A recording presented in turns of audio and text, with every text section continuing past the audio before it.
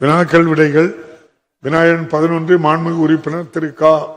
அண்ணாதுரை மாண்புமிகு பொதுப்பணித்துறை அமைச்சர் அவர்கள்.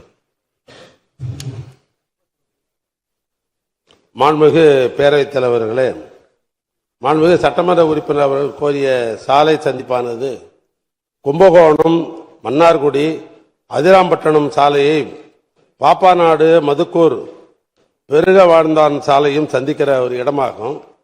இது ஐஆர்சியினுடைய விதிகளுக்கு உட்பட்டு 30 மீட்டர் விட்டத்திற்கு ரவுண்டானா அமைக்க வேண்டும். ஆனால் இந்த இடத்திலே 23 மீட்டர் விட்டத்திற்குத்தான் மட்டுமே ரவுண்டானா அமைக்க இடம் உள்ளது. எனவே விரிவான திட்ட அறிக்கை தயாரிக்கும் அவ்விடத்தில் சோதனை ஓட்டம் பார்த்து ஆய்விற்கு பின்னர் ரவுண்டானா அமைக்க நடவடிக்கை மேற்கொள்ளப்படும். தற்சமயம் இந்த சந்திப்பில் மையத்தடுப்பு சுவர், வேகத்தடை மற்றும் சாலை பாதுகாப்பு உபகரணங்களை பொருத்தப்பட்டுள்ளது. எனவே வருங்காலங்களிலே இந்த ஆய்வை மேற்கொண்டு சட்டமன்ற உறுப்பினருடைய கோரிக்கைக்கு முன்னுரிமை அளிக்கப்படும். மாண்புமிகு உறுப்பினர் க. அண்ணாதுரை. மாண்புமிகு பேரவைத் தலைவர் அவர்களே, மாண்புமிகு அமைச்சர் அவருடைய இந்த பதிலுக்கு என்னுடைய இதமார்ந்த நன்றியை நான் தெரிவித்துக் கொள்கிறேன். அவர்கள் குறிப்பிட்டபடி அந்த விதிகளுக்கு உட்படாத காரணத்தாலே சிறிய அளவில் ஒரு மாதிரி ரவுண்டானா நேற்றைய தினம் நம்முடைய மாவட்டத்தில் இருக்கக்கூடிய நெடுஞ்சாலைத்துறை அதிகாரிகள் மிக வேகமாக மின்னல் வேகத்தில் அந்த ரவுண்டானாவை தற்காலிகமாக அமைத்து தந்திருக்கிறார்கள். பரிச்சாத்திர அடிப்படையில் அமைந்திருக்கிற அந்த ரவுண்டானா எதிர்காலத்தில் நிரந்தரமாக அமைவதற்கு அமைச்சர் முன்வர வேண்டும் என தங்கள் மூலமாக கேட்டு, அதே நேரத்தில் இந்த இடத்திற்கு அருகாமையிலே தான் மதுக்கூர் பேரூராட்சியினுடைய எல்லை தொடங்குகிறது. இங்கு ஒரு நெடுஞ்சாலைத்துறை பயணியர் விடுதி ஏறத்தாழ 60 ஆண்டுகளுக்கு முன்னாலே கட்டப்பட்ட ஒரு விடுதி ஒன்று தற்காலிகத்திலே இன்றைக்கு பயன்பாட்டிலே இல்லாமல் அந்த இடம் முட்புதர் மண்டி காடு போல் காட்சியளிக்கிறது.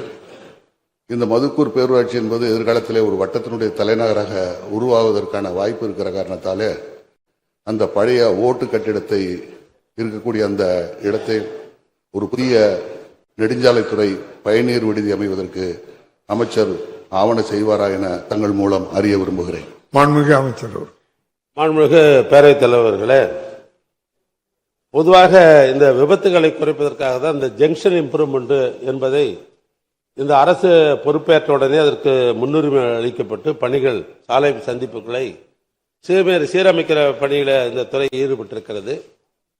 சென்ற நிதியாண்டில் 100 கோடி ரூபாய் செலவில் ரவுண்டானாவுடன் கூடிய சாலை சந்திப்புகளை நாம் மேம்படுத்தியிருக்கிறோம். அந்த அடிப்படையில் தான் இந்த ஆண்டும் தமிழ்நாட்டில் இருக்கிற விபத்து பகுதிகளை கண்டிருந்து இந்த சாலை சந்திப்புகளில் ரவுண்டானா அமைப்பது என்பது ஐஆர்சி கைடு பிரகாரம் இந்தியன் ரோட் காங்கிரஸ் என்ற அந்த விதிகளுக்கு உட்பட்டு பணிகளை நாங்கள் மேற்கொண்டிருக்கிறோம். ஆனால் அதற்குத்தான் சட்டமன்ற உறுப்பினருக்கு முன்னுரிமை அளிக்கப்படும் என்று நான் தெரிவித்துக் கொண்டேன். அதனை தொடர்ந்து நெடுஞ்சாலை துறைக்கு சொந்தமான பட்டுக்கோட்டை தொகுதி மதுக்கூர் வடக்கு ஒன்றியத்தில் இருக்கிற அந்த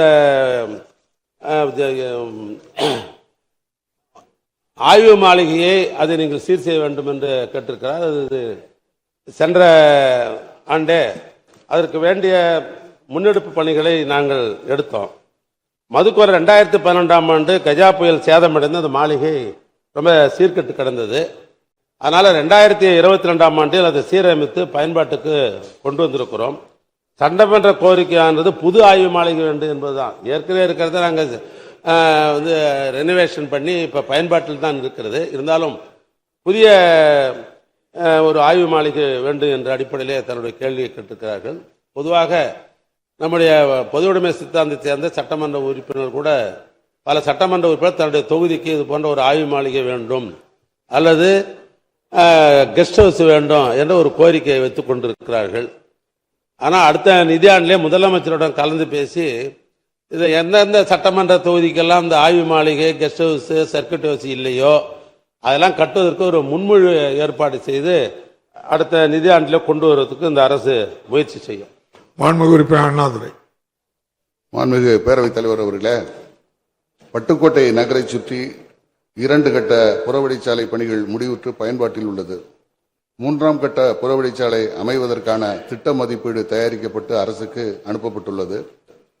ஆலடிக்குமலை கிராமத்திலிருந்து நைனாங்குளம் கிராமம் வரை சுமார் 7.20 கிலோமீட்டர் வரை அமையவிருக்கும் இந்த சாலை பணியின் முதல் கட்ட நில எடுப்பிற்காக 30.60 கோடி தேவைப்படுவதாக திட்ட அறிக்கையில குறிப்பிடப்பட்டிருக்கிறது. மாண்புமிகு அமைச்சர் அவர்களிடம் கடந்த 2-3 ஆண்டுகளாக இதற்கான நிதி ஒதுக்கீடு குறித்து வலியுறுத்தி வந்திருக்கிறேன். தற்போது பட்டுக்கோட்டையில் புதிதாக கட்டப்பட்டு விரைவில் புதிய பேருந்து நிலையத்தை எதிர்வரும் பிப்ரவரி திங்கள் 15ஆம் நாள் மாண்புமிகு நகராட்சி நிர்வாகத்துறை அமைச்சர் அவர்கள் தலைமையில் இளந்தலைவர் மாண்புமிகு துணை முதல்வர் அவர்கள் திறந்து வைக்க உள்ளார்கள்.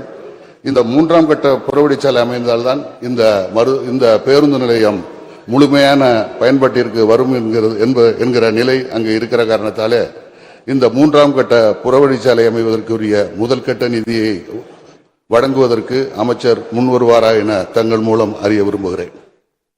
மாண்புமிகு அமைச்சர் அவர்கள். மாண்புமிகு பேரவைத் தலைவர்களே, ஒருமுறை தமிழ்நாட்டை ஆண்ட அண்ணன் கலைஞர் அவர் சொன்னார், அது பட்டுக்கோட்டை இல்லையா, அது பாட்டுக்கோட்டை என்று சொன்னார். ஏன்னா தமிழ்நாட்டிலே பல்வேறு பகுத்தறிவு சிந்தனைகளை சீர்திருத்தங்களை பாடல் மூலமாக விதைத்தவர் பட்டுக்கோட்டை கல்யாண சுந்தரம் அவர்கள். ஏன்னா அந்த பட்டுக்கோட்டைக்கு முன்னுரிமை தர வேண்டும் என்ற அடிப்படையில் தான் தமிழக அரசு, தமிழ்நாட்டு முதலமைச்சர் அவர்கள் 3 கட்டமாக இந்த பணிகளை நாங்கள் எடுத்துக்கொண்டோம். இன்னும் சொன்னால் 4 கட்டமாக. அதில் முதல் கட்டமாக 21 கிலோமீட்டர் நிலத்திற்கு சுற்றுவட்ட சாலை அமைக்கும் பணி 4 கட்டங்களாக பிரிக்கப்பட்டு இதில் ஆலடி குடிமனை முதல் அணைக்காடு வரை 7 கிலோமீட்டர் நிலத்திற்கு முதல் 2ஆம் கட்ட பணிகளும் இப்பொழுது முடிக்கப்பட்டிருக்கிறது. தற்போது 3ஆம் கட்ட பணிக்கு 7 கிலோமீட்டர் நிலத்திற்கு நில எடுப்பு பணிகள் 31 கோடி ரூபாய் தேவைப்படுவதால் அதற்கான கோப்புகளை நிதித்துறைக்கு நாங்கள் அனுப்பியிருக்கிறோம். அது இப்பொழுது பரிசீலனை இருக்கிறது. தொடர்ந்து அதற்கு துறையின் சார்பாக நிதித்துறைக்கு அழுத்தம் தந்து கொண்டிருக்கிறோம். எனவே அது வந்தவுடனேயே நில எடுக்கப்பட்டு அந்த 3ஆம் கட்ட பணிகள் மேற்கொள்வோம். 4ஆம் கட்டமும் 7 கிலோமீட்டர் போட வேண்டியிருக்கிறது. அந்த 4ஆம் கட்ட பணியை முன்னுரிமை அடிப்படையில் அடுத்த நிதியாண்டில் அதற்கு நிலநடுப்புக்கு வேண்டிய பணங்களை ஒதுக்கி தருவதற்கு அரசு திட்டமதிப்பீடு நாங்கள் செய்து கொண்டிருக்கிறோம். அது 4ஆம் கட்டமாக அடுத்த நிதியாண்டில் எடுத்துக்கொள்வோம். இந்த நிதியாண்டிலேயே இந்த 3ஆம் கட்ட பணிக்கு வேண்டிய ஏற்பாடு செய்யும்.